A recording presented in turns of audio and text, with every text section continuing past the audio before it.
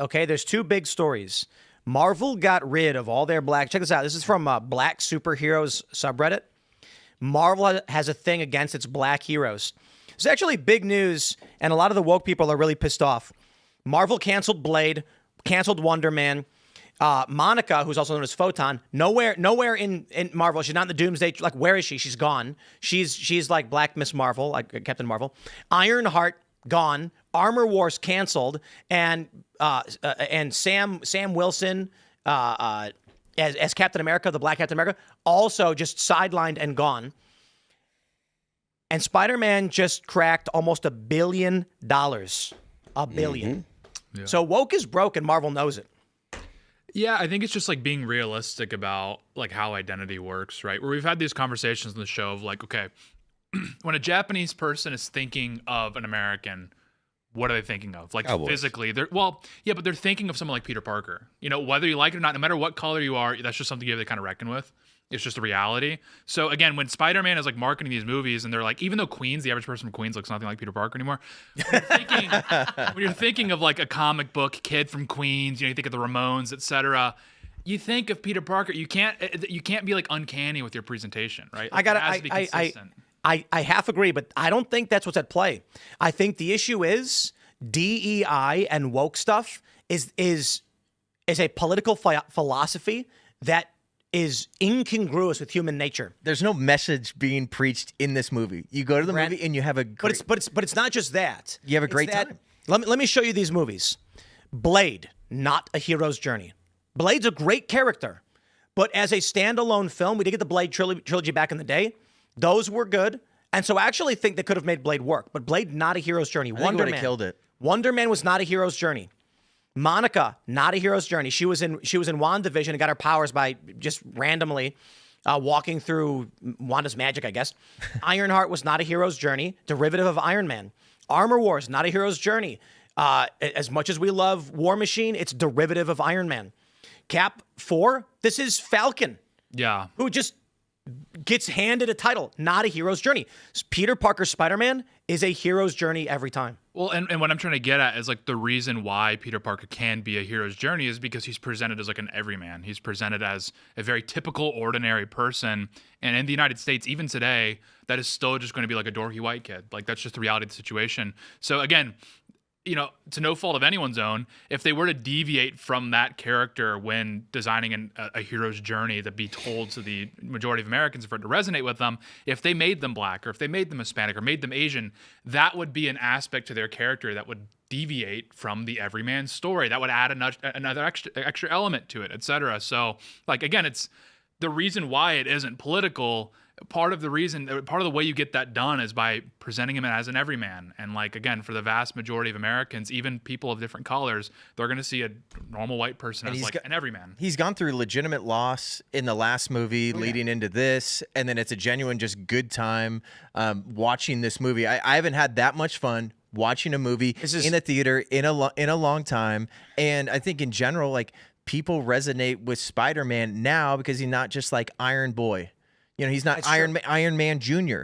You know, he has to actually like build himself up, go through legitimate interpersonal conflict. He goes through loneliness. Here's the thing: everything was derivative of Iron Man, but Spider-Man, when they introduced him with Homecoming, he was in Civil War, but when they started his own movie with Homecoming, No Way Home, and Far From Home, then No Way Home, it was derivative of Iron Man in the first two, I'd say, and Infinity War, but it was still part of his hero's journey. Yep. The suit is just aided by magic. The thing about Captain Marvel is she always had the power. It was the man holding her down. That's not a hero's journey. Look at all those that you put up there. I mean, even Ironheart is probably like one of the biggest things. Like, we have to have Tony Stark and Iron Man build up this show and this individual that hasn't worked for anything. And they also preach the message of like, basically, I'm a part of a marginalized community. I'm a victim kind of thing. Like, people Nobody don't resonate wanted to watch it. No one cares. Nobody wanted to see it. Supergirl bombed. Guys, I tried watching Supergirl. I did. Because I'm like, I'm not going to go to the theaters for it, but if a movie, like, I watched Disclosure Day. That movie sucked. It was miserably bad. And it's like no story. It was just nothing. So I'm like, all right, I'll watch Supergirl. So I bought it on Amazon and I pressed play. And in about 10 minutes, I turned it off. Because what's the story? Bro, it's Captain Marvel. It's degenerate, superpowered woman who just wants to F off and be a degenerate and doesn't want to do hard work. And I'm like, that's cringe the whole way through. I don't want to watch it. And it was like girl punk intro song and then an annoying nails in a chalkboard villain. And I was like, can I get a refund on this? And they said, no, I couldn't get a refund on it. So I was a little bummed about it. Just compare that with the first 5-10 minutes you had watching Spider-Man.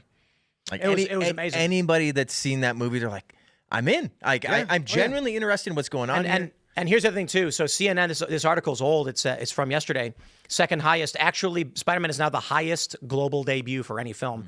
And here's why this is a good thing. It's not about Spider-Man. This is not a Spider-Man review clip. We'll do a Spider-Man review in a second. This is about cultural cohesion.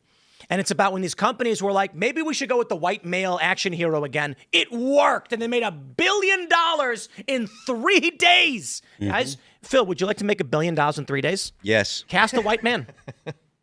Okay. I'm available. Hey, you're in. Let's go.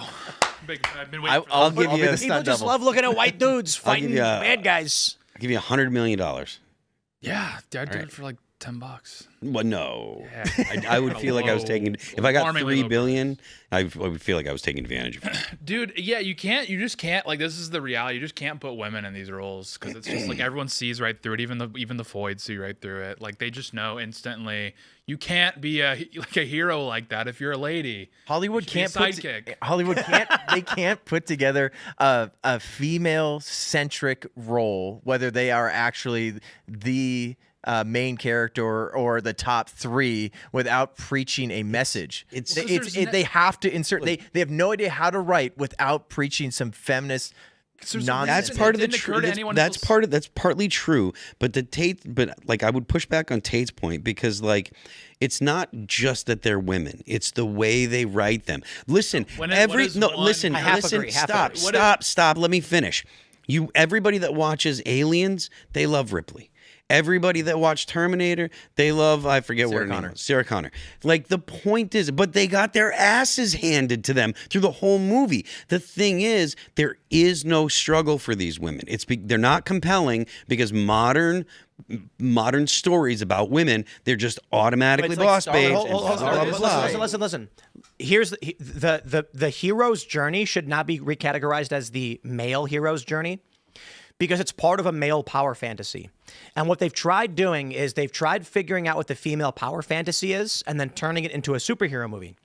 So the trope is that the male power fantasy is when Spider-Man in Spider-Man 1 is fighting Green Goblin, and then he's holding up with one web Mary Jane and the other school bus, and then Green Goblin is like, what will it be, Spider-Man? Mary Jane or suffer the children? But Spider-Man saves them both. That's the male power fantasy. And he's like, no! And the good guy can save the children and the women. Here's the thing. Men like watching it. Women like watching it. Why? Women are enthralled by and attracted to the heroic man who can save the day and overcome all odds. Men want to be that guy. Rom-coms are considered to be the female power fantasy. And what are those? The woman donks about doing stupid things with no consequences and then gets the guy in the end. Or what is the Lifetime movie? The woman is in a committed relationship, goes back home, meets a handsome everyman, and ditches her fiance for this guy overnight, abandoning her multi-year relationship. Yeah. How many Lifetime movies are about a woman leaving her fiance for some guy she just met? A lot. Yeah. So when they analyze these films, I'm like, what do women like about these? The woman can do whatever she wants. She can drink, smoke, be a degenerate, and get whatever she wants. So that's what they did with Supergirl. That's what they did with Captain Marvel. And no one wants to watch it. Women don't want to watch it. They're not attracted to it. And men don't want to watch it because men don't want to be a woman degenerate. It doesn't work. Well, and that's also, I mean, this is my point is like, before 50 years ago, can we even name any hero's journey stories that were like a woman lead? Maybe Wizard of Oz, right? Like, it's not a hero's journey. Like Hunger Games, maybe? No, I'm saying before 50 years ago. Hunger Before Games. 50 years, okay. Hunger Games is actually a really, really good example. Katniss Everdeen in Hunger Games. Why did that movie work? Because it's a hero's journey. It's a regular hero for the love of all. Yeah. She doesn't want to be thrust into battle. Yep. She makes an ultimate sacrifice to protect those that she loves, and we enjoyed that. Yeah, and then she better. It's so good. She wasn't a degenerate. She was a hardworking, like, farm girl who wanted to protect her sister and was forced into this by an oppressive machine, and we enjoyed the story. And even with Peter Malark, like, he's a weaker character, but they don't say, like, oh, he's weak because we have to elevate the woman. I mean, that's just the way that was the way it was written, and but it actually doesn't turns feel out like he has a message. strengths. Exactly. It turns out he's super strong from doing farm He's work. not just a baker. Like, he shows up for Katniss, and this is the other thing. Story. How many of these feminist movies or girl power movies, the men are all just retarded and, like, evil? And then you get Hunger Games and some white guys are good, some white guys are bad. It's just, there was nuanced character development. Wonder Woman, the first one, was actually really good as well. It was sort of a hero's journey. I mean, she was born of the gods, but they did not make it preachy girl power, men all suck. Chris Pine's character was actually a hero himself. Yep. So when they try and do these stupid, like Supergirl, like, just stop. Just listen. Here's the thing. They canceled Blade, and that blows my mind because the Blade movies actually do well. I like the Blade. Yeah, Blade. Yeah. It would have been a cool action movie. It's a guy that just kills vampires. But A cool listen, black guy that kills vampires. I'm in. Here's the thing. They had such bad numbers with the black characters in all of their shows. They canceled it. They should have put Gosling as Blade. Now that'd be a movie. Yeah. Well, he's going to be Ghost Rider now, isn't he? Yeah, he's gonna be Ghost Rider. Yeah. It works with me. God. That'd be awesome. People were like, no, he's got to be Black Panther. Yeah, that'd be awesome. Oh, that'd be so sick. It's the Netflix adaptation. But I'm like, Hunger Games so good. Now imagine if it was a guy. Now imagine it was one of the fellas in there. That would be. Now that's a movie. No, I think this you're actually wrong about. It's not that women can't be in compelling roles in like an action movie. I or didn't whatever. say that. I just said they can't be the hero in a hero's journey. And if they are, it's like a one-off. Well, like Generally, it's always men. Like I said, I mean, generally yes, but the idea that they can't, I think, is wrong. Like I said, Alice and maybe Alice in Wonderland. Like I was I've already thinking that, but she was kind of a degenerate for eating. I've already said that. Yeah, so then she wouldn't. So I was just saying, me and the boys were sitting around the other day. We were Like I said, investigating, and Aliens, Terminator these are, like, movies. recent things when it's like now we're conscious of the fact that we should be putting women in, like in the last 50 years. Like, Well, think about like Tomb Raider too. Like, I don't know. Like, that's just another. That's I don't know just how. like but what I don't I'm know how saying good is those were. post 1960s. like they weren't technically good, but you just like they're enjoyable, but it's not preachy. But post 1960s is when it occurred to people we should start putting women into these movies. When before that, it never occurred to anyone in human history. Like we should. Yeah, build a but the scene around a movie. response to the women in them was different than it is today. Like in the past, 10, 15 years, and this is fairly new because of the way that women are written in movies nowadays. Well, I think I'm sure stuff there that was Tim- movies I in the saw 70s a, and 80s with a woman lead that probably bombed. We just don't know about it. considering this is a show for the fellas, I suppose, and everyone in here is a man, I saw a commercial today. I was watching Fox News, and it was a commercial for period pain at work. And it was like a woman like going to work and having period pain. And then it was like, get this drug, for your period pain or whatever. And I was like, that's kind of weird. Because like men don't have a regular thing where they have to self-medicate because of the pain that they're in while they're at their job. But it reminded me of when the Democrats came out and they were like, women should get paid time off for having periods.